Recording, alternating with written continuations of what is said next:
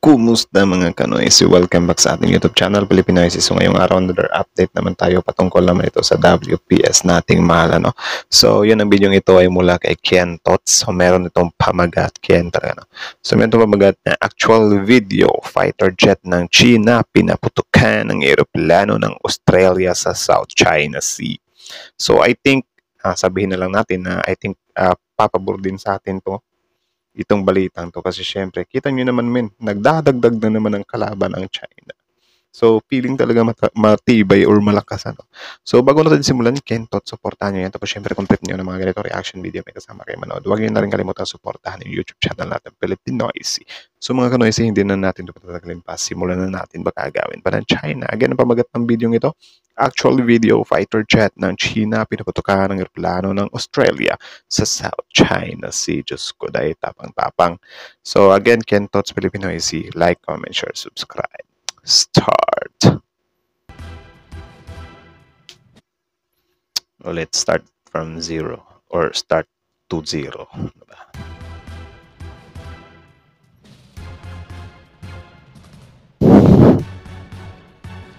Sakit ng likod ko. Siguradong malaking gulo ito mga kabayan. Fighter jet ng China inatake ang isang Australian P-8 Poseidon surveillance aircraft sa bahagi ng South China Sea. Australian government galit na galit sa ginawa ng People's Liberation Army dahil nga take note ha, galit na galit. So pabayaan na lang natin na baliwalain ng China yan kasi yun, magagamit din natin yung yung Australia pag nagkataon.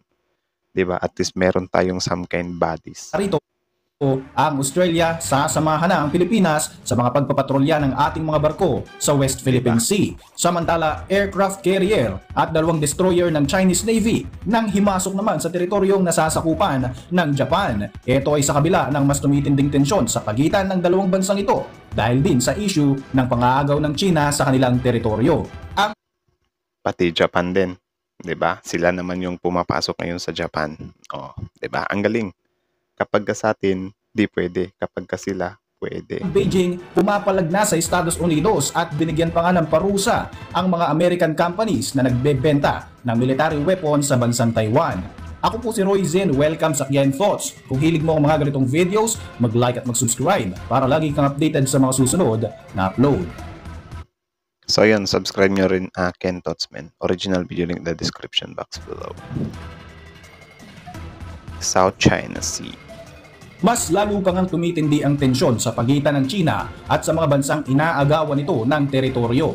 Ayon sa report ng The Guardians, nito lamang September 18, 2024, isang video footage ang inilabas ng China kung saan makikita ang direktang pag-atake at ang delikadong pag-intercept ng isang Chinese military aircraft sa isang Australian surveillance aircraft sa bahagi ng South China Sea. Sa footage na ito, na unang na-upload sa video hosting site na Bilibili, kung saan makikita pa ang watermark ng Chinese State Television Military Affairs Channel, mapapanood ang pag-intercept ng isang PLA J-16 fighter jet ng China sa isang Australian P-8 Poseidon surveillance aircraft.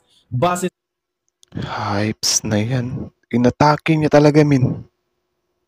So sana nga sila yung unang magka-conflict, ano? Grabe yung wish, ano? So, nakakainis lang kasi. What if kaya pagsabayin?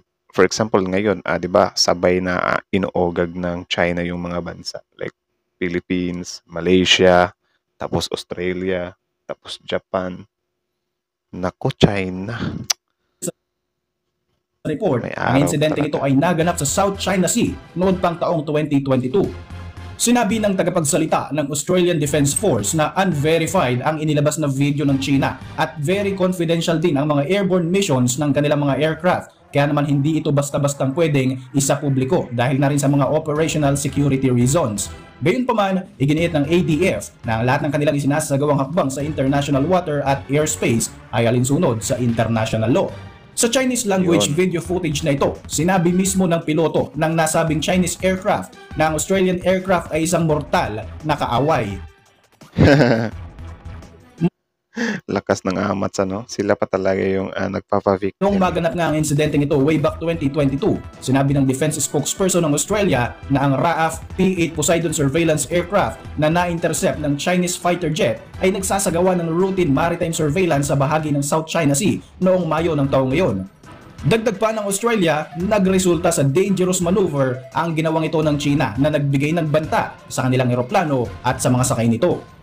Agad namang umalma ang Shadow Minister of Foreign Affairs ng Australia na si Simon Birmingham. Sinabi nito noong Miyerkules na pinapalabas daw ng China sa video na ito ang hindi katanggap-tanggap na pagpapapuri sa isang hindi katanggap-tanggap na military action.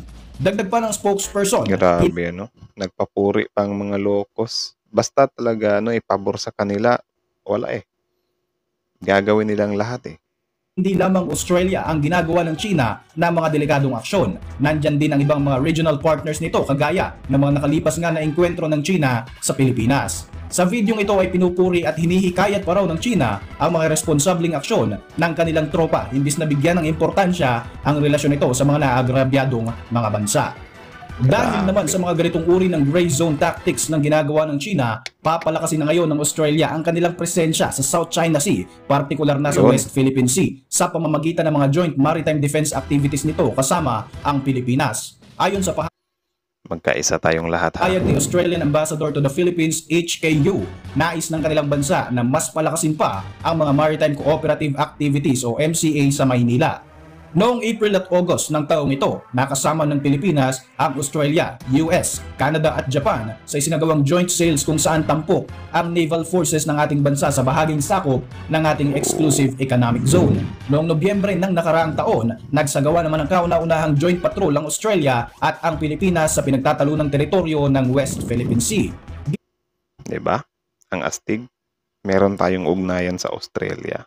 Kasi alam naman natin na yung Australia is may palag-palag din naman eh. Diba?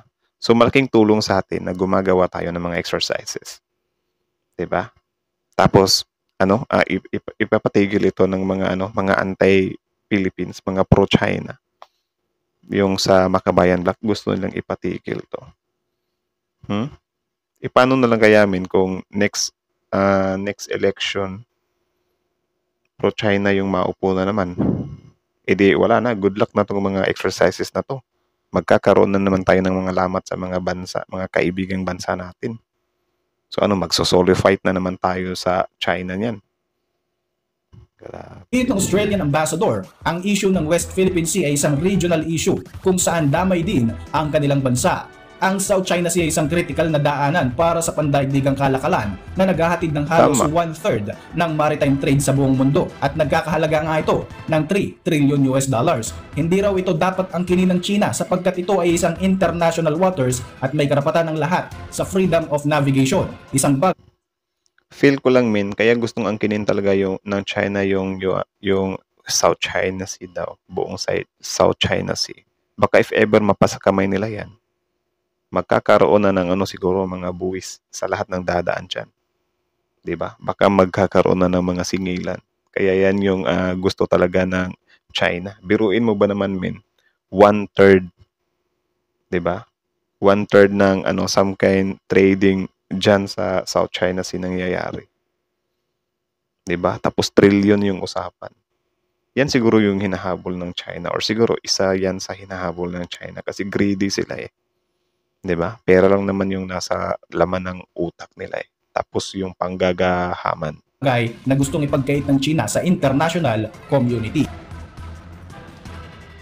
Samantala, sa kauna-unahang pagkakataon ay pumasok sa katubigan ng Japan ang isang Chinese Navy aircraft carrier kasama ang dalawang Chinese destroyer nito lamang Miyerkules, September 18, 2024. Ayon sa Japanese Defense Ministry, dumaan ang mga Chinese naval vessels na ito sa pagitan ng mga isla ng Yonaguni at Iriomote sa Japan at tila ba naghahamon daw ang China sa hakbang na ito dahil mataas na nga rin ang tensyon sa pagitan ng dalawang bansang ito. Nagpakita ng pagkabahala at pagkadismaya ang Japan sa insidenteng ito at sinabing hindi katanggap-tanggap ang ipinakita ng China na maaaring magpalala sa sitwasyon sa rehiyon. Sa ngayon ay i-monitor daw ng Japan ang bawat galaw ng China at sisiguruhing magsasagawa ng mga nararapat na mga aksyon upang ipakita sa bansang ito na hindi lahat ay kaya daw nitong daanin sa pananakot. Kita nyo rin yung carrier nila, no? Parang ang rupok lang eh. Walang kadating-dating. Parang isang bomb lang ng US diyan, wasak.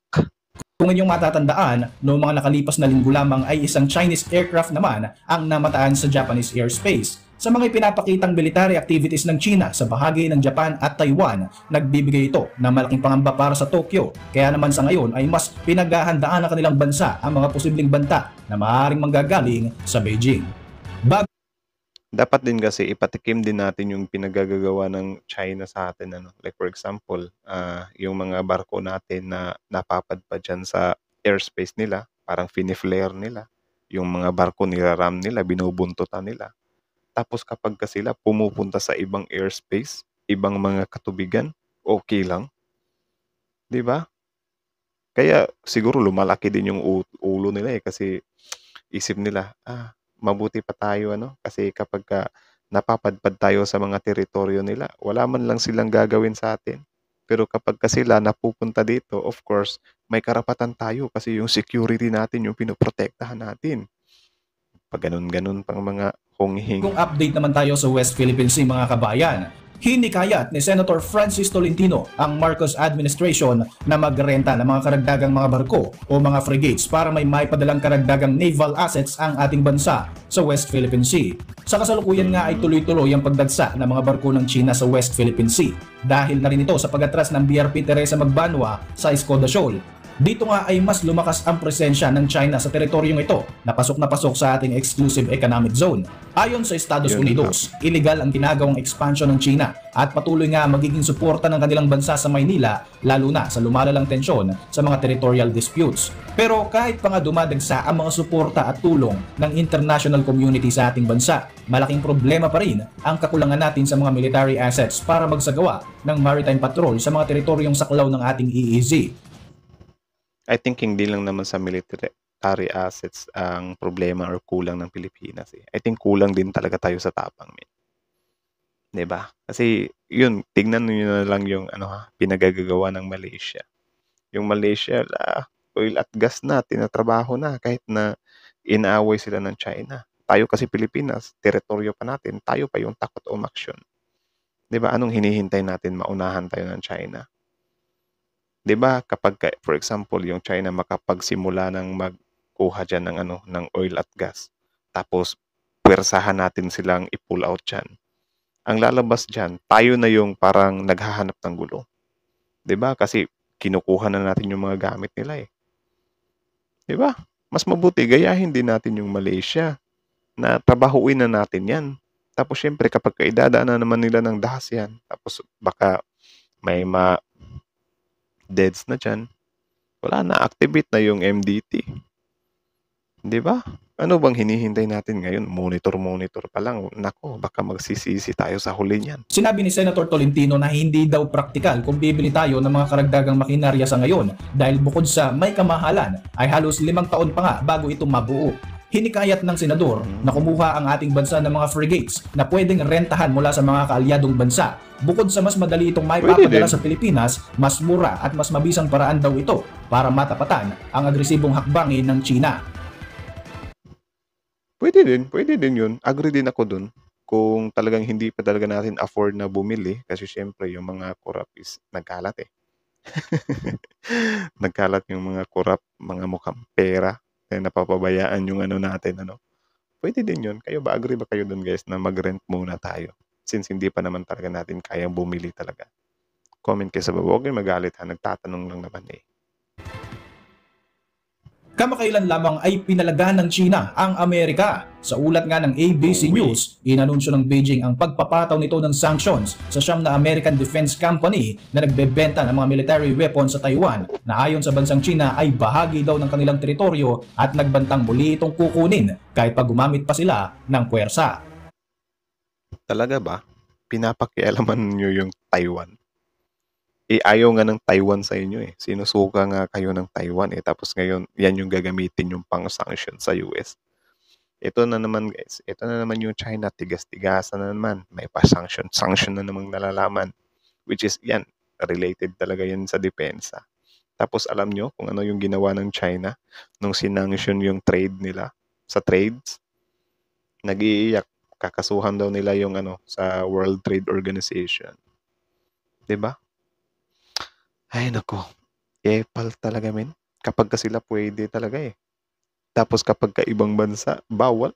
My goodness. Ayon sa Chinese state media, sinabi ng Chinese Foreign Ministry na nakamonitor sila sa galaw ng Taiwan at ng mga kumpanyang ito. Hinihintay na nga ngayon ng Taiwan ang mga deliveries ng F-16 fighter jets, Abrams tanks at ng mga missiles mula sa Estados Unidos.